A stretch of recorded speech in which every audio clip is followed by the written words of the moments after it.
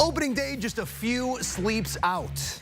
Here a look at the odds to, no surprise, the defending champs, who, from a roster standpoint, have only gotten better. Your favorites to do it all again.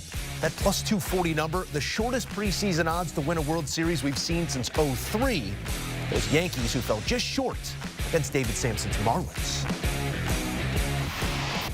In for a bit of fact or fiction, CBS MLB writer Matt Snyder. Matt, I'm going to feed you some fungos here, if you will. You let me know if these are headlines that are going to be fact or fiction. We ready? Yes, 100%. All right. Paul won. Skenes works count en route to first Cy Young Award. I'm going to go fiction on that one. He's definitely going to be in the mix, but I believe that Zach Wheeler is finally time. It's finally his time. Look, 2 years ago, we saw Gerrit Cole win the Cy Young Award in the American League, and we had been saying for years, he's the best pitcher in the league who's never won a Cy Young. Last year, I think the guy who had the best career resume heading into the year who did not have a Cy Young was Chris Sale, and all of a sudden he won it. Lifetime Achievement Award time is right now, and it's Zach Wheeler's time this time. He's the best pitcher in baseball right now. I think you could argue for Tariq Skubal, but when you look at the longevity of Wheeler, the workload that he takes on every single year, I like Wheeler here. And one thing to watch on Skenes is, I worry that if the Pirates fall out of the race by September, they might shut him down early and limit his workload again. So that might be something that swings things here as well. Yeah, it's a great point and something definitely to keep an eye on. That workload going to be required to do such a thing. Paul won. I feel like I'm already behind in the count here. We'll work back. How about 1 for the money, 2 for the show? Soto tops Ohtani in NL MVP race. Yeah, I'm going to go fiction there as well.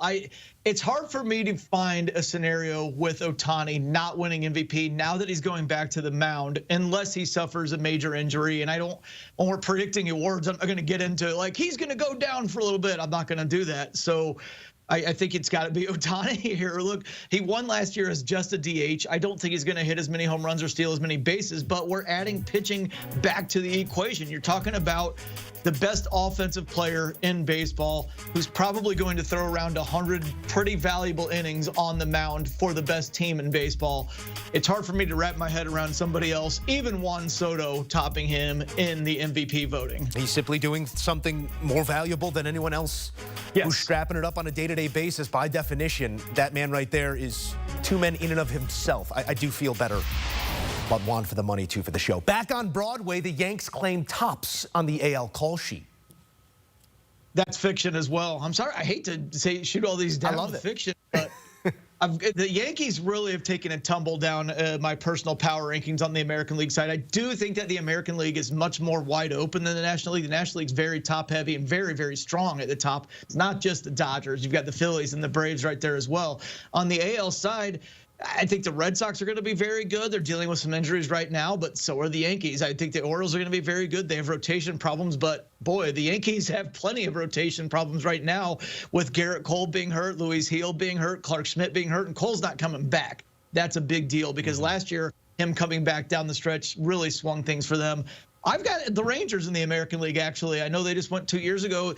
Almost everything that could have gone wrong for them offensively went wrong last year. This year, I like Marcus Semien to have a better year. I think Evan Carter's going to be a lot better. Wyatt Langford showed what he could do in the last month. They added Jake Berger. They added Jock Peterson. On the pitching side, you see the man right there. Jacob deGrom is back. Tyler Mahle's back. Cody Bradford looks like a breakout candidate. He was injured for a little bit of last year. They've got Nathan Eovaldi back. Kumar Rocker, a young guy who could be an X factor in that rotation. I like a lot of things about this Rangers team. Certainly one to circle here, and I got no problem with them all being fiction. That just means none of this ever sees print, which is probably for the best. How about one more? LA loves a sequel. It's Blue ×2 as an all-star cast delivers another winner. Yeah, I'll go fiction on that one, too. We might as well just make it a clean sweep. Look, here's the way I'll phrase it. The Dodgers are absolutely the best team in baseball by a mile. They have the best chance to win the World Series by a mile. But if you're just going to say, are the Dodgers going to repeat as champions? The highest I'm willing to go on the Dodgers is about 25%. That means there's a 75% chance that somebody else is going to win it. So I will say fiction on that, but Man, it would not be surprising at all to see the Dodgers win the World Series. I did think when we submitted our predictions that it would have been a bit boring. I mean, it's honestly, if you ask me who do I think is going to win the World Series this year, probably the Dodgers. But it's a little boring, and like I said, it's only about a 25% chance. So I'll go elsewhere. And I landed on the Phillies. I already said I think this is Zach Wheeler's time to win the Cy Young. They've got support in that rotation for him, whether it's Aaron Nola, Christopher Sanchez. They added Jesus Luzardo. They added Jordan Romano to the back of that bullpen, and he looks great this spring. Jose Alvarado, I think, is going to be much better this year. And then you go to that offense. That's power. You've got Trey Turner with the power and the speed at the top this year. They're moving Kyle Schwarber down. You've got Bryce Harper. Oh, and I just mentioned his name, Kyle Schwarber. He could well lead the majors in home runs this year.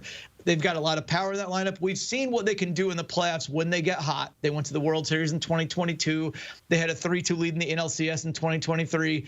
I've got them getting over the hump this time. If it's going to be Dodgers or the field, the smart man takes the field. We can't wait till they all take the field with opening day on the way. Matt Snyder, I'm sure we will see you soon. All right, here's a look at some notable opening day sets coming your way. Brew Crew and the Yankees, it's going to be Carlos Rodon getting the day one start for the Pinstripes with, again, Garrett Cole a no-go this season after undergoing Tommy John surgery. The Rangers and Red Sox going to be interesting right off the bat. Speaking of interesting, these Mets and that payroll going to be hard to take your eyes off of. It's all coming your way Thursday. Coming up, Cam Ward looking to cement his spot atop this year's draft board. The Miami product back in Coral Gables for a Monday Pro Day. Emery Hunt offering his takeaways next.